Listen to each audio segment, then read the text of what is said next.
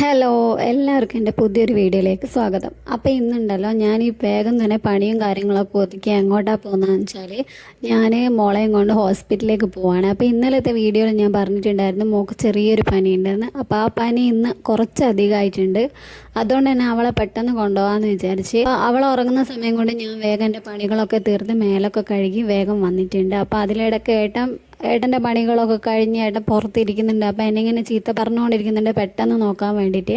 അങ്ങനെ ഞാൻ വേഗത മാറ്റി എല്ലാം അടച്ചു പൂട്ടി ഇറങ്ങിയിട്ടുണ്ട്. അതിലിടയ്ക്ക് മോൻ രാവിലെ കളിക്കാൻ പോയിട്ടുണ്ടായിരുന്നു. അപ്പോൾ അവനെയും കൂട്ടിക്കൊണ്ടുവന്ന് ഇവിടെ തൽക്കാലം വീടിൻ്റെ അടുത്ത് ആരും ഇല്ലാത്തത് കൊണ്ട് എൻ്റെ വീട്ടിലാക്കാമെന്ന് നനച്ച് മോന. അങ്ങനെ അവനെ വീട്ടിലാക്കി ഞങ്ങൾ നേരെ ഇതാ വിട്ടിട്ടുണ്ട്. അപ്പോൾ ഹൈവേമ കൂടിയാണ് പോകുന്നത്. പുതിയൊരു ഹൈവേ ഉണ്ടല്ലോ, അപ്പോൾ അതിലൂടെയാണ് പോകുന്നത്. തലശ്ശേരിയിലെ യൂണിറ്റി ഹോസ്പിറ്റലാണ് മോളെ കാണിക്കുന്നത്. അത്യാവശ്യം നല്ല രീതിയിൽ ജലദോഷവും പനിയും നന്നായിട്ട് കൂടിയിട്ടുണ്ട്. അങ്ങനെ ഞങ്ങൾ ഹോസ്പിറ്റലിൽ എത്തിയിട്ടുണ്ട്. ഹോസ്പിറ്റലിലെത്തി ഞാൻ ഷീട്ടും കാര്യങ്ങളൊക്കെ എടുക്കാൻ വേണ്ടി പോകുമ്പോഴേക്ക് ഏട്ടൻ പറഞ്ഞു വണ്ടി ഒന്ന് സൈഡാക്കിയിട്ട് വരുന്നതെന്ന്.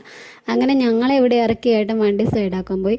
അപ്പോൾ അതിലിടയ്ക്ക് അവർ പനി നോക്കാൻ തന്നിട്ടുണ്ടായിരുന്നു. അങ്ങനെ അവളെ ഒരു അത്യാവശ്യം കളിപ്പിക്കാനൊക്കെ കുറച്ച് പുറത്തോട്ട് ഇറങ്ങി എന്തൊക്കെയൊക്കെ കാണിച്ചു കൊടുക്കുന്നുണ്ട്. പനി അപ്പോഴേക്ക് 103 അങ്ങനെ ഫസ്റ്റ് ഡോസ് മരുന്നൊക്കെ തന്ന് ഞങ്ങളെ വിട്ടിട്ടുണ്ട്. പിന്നെ പോകുന്ന വഴിക്ക് ഏട്ടൻ്റെ ഹെൽമെറ്റ് ചീത്തയായിട്ടുണ്ടായിരുന്നേ. അപ്പോൾ പോകുന്ന വഴിക്ക് ഞങ്ങൾ ഹെൽമെറ്റും കാര്യങ്ങളൊക്കെ നന്നാക്കാൻ വേണ്ടി കൊടുത്തിട്ടുണ്ടായിരുന്നു. തിരിച്ചു വരുമ്പോൾ അത് വാങ്ങാൻ വേണ്ടി ഏട്ടൻ അങ്ങോട്ടേക്ക് പോയിട്ടുണ്ട്. അപ്പോൾ ഞങ്ങൾ ഇറങ്ങിയിട്ടൊന്നും ഉണ്ടായിരുന്നില്ല. ഞങ്ങൾ വണ്ടിയിൽ തന്നെ ഇരുന്നിട്ടുണ്ടായിരുന്നു, ഞാനും മോളും. അപ്പോൾ ഇവിടെ എടുത്ത് ഇറങ്ങി അങ്ങോട്ട് പോകാനുള്ള ഒരു ബുദ്ധിമുട്ടുകൊണ്ട് ഞാൻ അവിടെ തന്നെ ഇരുന്നിട്ടുണ്ടായിരുന്നു.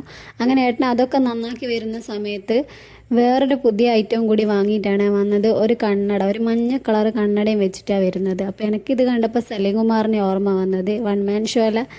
അപ്പോൾ ഞാനും അതെടുത്ത് വെറുതെ വെച്ച് അതിൻ്റെ സ്റ്റൈലൊക്കെ ഒന്ന് നോക്കി. പിന്നെ ഞങ്ങളിത് നേരെ കുഞ്ഞിപ്പള്ളി എത്തിയിട്ടുണ്ട്.